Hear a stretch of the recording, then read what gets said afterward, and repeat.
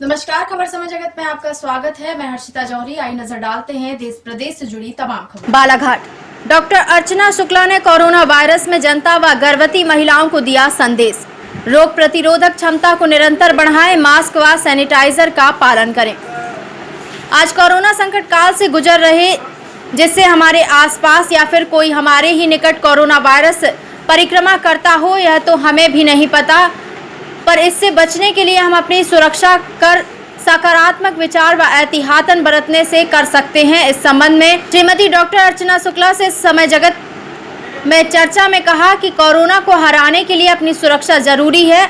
आज हम सभी कोरोना की दहशत में जी रहे हैं। यह तो सच है कि कोरोना वायरस को अपने से दूर करने के लिए मास्क, सैनिटाइजर, सोशल डिस्टेंसिंग का पालन करना जरूरी है। डॉक्टर शुक्ला ने कहा कि हमें ध्यान रखना चाहिए कि घर से बाहर निकलते ही मास्क पहने और अनावश्यक रूप से किसी भी वस्तु को छुए ना। अगर आप छू लेते हो तो उसी समय में अपने हाथों को सैनिटाइज या फिर साबुन का प्रयोग करना चाहिए। आगे कहा कि गर्भवती महिलाओं को सावधानी पूर्वक हिदायत दी जाती है कि वह अपने घरों में सकारात्मक सोच, अपने सेहत का ध्यान रखें और किसी भी अनावश्यक व्यक्तियों का प्रवेश पूर्व सैनिटाइज किया हो तो ही स्पर्श करने दें, जिससे कि उन्हें बाहरी वायरस या संक्रमण से बचाया जा सके। आपका नाम?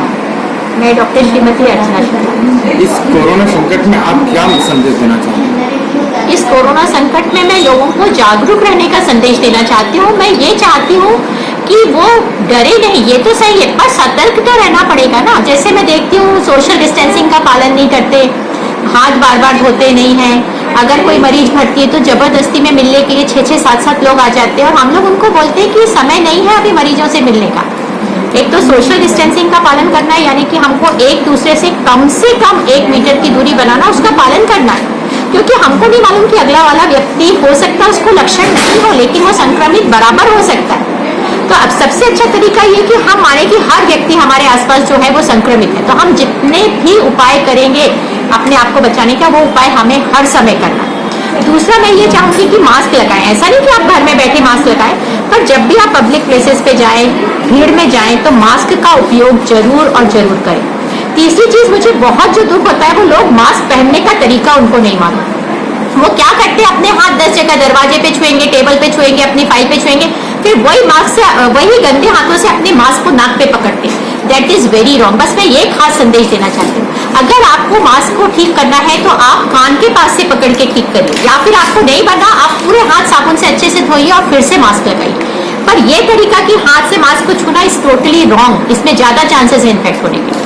तीसरी चीज ये कि लोग सोचते हैं सैनिटाइजर की बड़ी बड़ी बॉटल खरीदना बहुत अच्छा है। ठीक है, जहां हमारे पास साबुन पानी नहीं है वहां सैनिटाइजर का उपयोग बहुत अच्छा है, लेकिन मैं बार बार ये रिक्वेस्ट करूंगी कि सबको बार बार अपने हाथ साबुन से धोना है, क्योंकि जाने अनजाने में हम कहीं सीढ़ियों की रेलिंग छू लेते हैं, कहीं दरवाजे की नॉक छूते हैं, कहीं कोई टेबल कुर्सी कुछ भी छू सकते हैं।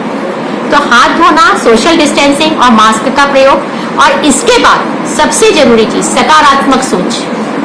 जो हमारा भारतीय संस्कृति है, जो हमारा दार्शनिक चिंतन है, उसको मत छोड़िए। आपके अंदर अगर पॉजिटिव ऊर्जा रहेगी तो याद रखिए, आप रोज एक्सरसाइज करिए, पॉजिटिव विचार रखिए, आपकी इम्यूनिटी डेफिनेटली बढ़ेगी। ये मेरा अपना 30 साल का अनुभव है। जो मरीज नेगेटिविटी से भरे रहते हैं उनका रिकवरी रेट बिल्कुल लेट होता है, और जो पॉजिटिव सोच के साथ रहते हैं उनका रिकवरी रेट बिल्कुल अलग होता है। तो ये भी मेरा एक संदेश। मैडम, जैसे आपकी क्लिनिक में भी गर्भवती महिला आ रही है, उसे कोरोना महामारी के संकट में मतलब किस प्रकार का संदेश दिया जा रहा है?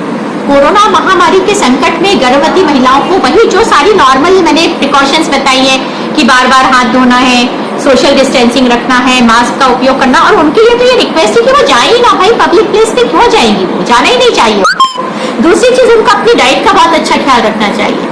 देखिए, अगर हमारा हीमोग्लोबिन कम है, हमको खून की कमी है, तो भी हमारी रोग प्रतिरोधक क्षमता कम होगी। तो एक तो हमको अपना हीमोग्लोबिन कम नहीं होना देना चाहिए। हरी सब्जियां, पत्तेदार सब्जियां, अंकुरित दालें, ये अंजीर, गुड़ है ना, ये सब जो हमको खाना है, फल जो मौसमी फल है वो सब तो खाना ही है। उसके अलावा हमको भरपूर नींद लेना है। नींद का भी प्रतिरोधक क्षमता से सीधा संबंध है। आपकी नींद पूरी होना चाहिए, 8 घंटे 10 घंटे की। और सकारात्मक सोच, अगेन, क्योंकि गर्भवती महिलाओं के शरीर में हार्मोन्स चेंज होते हैं, तो कई बार वो नेगेटिविटी की तरफ चली जाती है, नकारात्मक विचार आने लगते हैं। तो उनको ये सब चीज के लिए हमको जागरूक करना, और एक घर परिवार में सहयोग का वातावरण होना चाहिए, सकारात्मक वातावरण होना चाहिए। हम कुछ अच्छे ग्रंथ पढ़ सकते हैं, चाहे वो धार्मिक हो, चाहे हंसी मजाक के हो, अच्छा साहित्य पढ़ सकते हैं, टीवी पे मनपसंद गाने सुन सकते हैं, कॉमेडी हल्की फुल्की पिक्चर्स देख सकते हैं। इस तरीके से हम कुछ क्रिएटिविटी कर सकते हैं, कुछ पौधा लगा सकते हैं घर में। ये छोटे छोटे काम है जो हमको पॉजिटिविटी देते हैं। इवन मैं ये भी कहूंगी कि अगर एक गर्भवती महिला अपने आस पड़ोस की किसी गरीब गर्भवती महिला का ध्यान रखती कि भाई ये महिला भी अच्छी रहना चाहिए, स्वस्थ रहना चाहिए, उसको थोड़ा सा दान देती है या थोड़ा खाने पीने का ध्यान रखती, that will also create positive impression in her. उसको जो पॉजिटिविटी मिलेगी उससे उसकी रोग प्रतिरोधक क्षमता बढ़ेगी। ये मेरा अनुभव है इतने साल। Okay, thank you. खबर समय जगत के लिए बालाघाट से संजय अजीत की report. For latest news, subscribe to our channel and press the bell icon.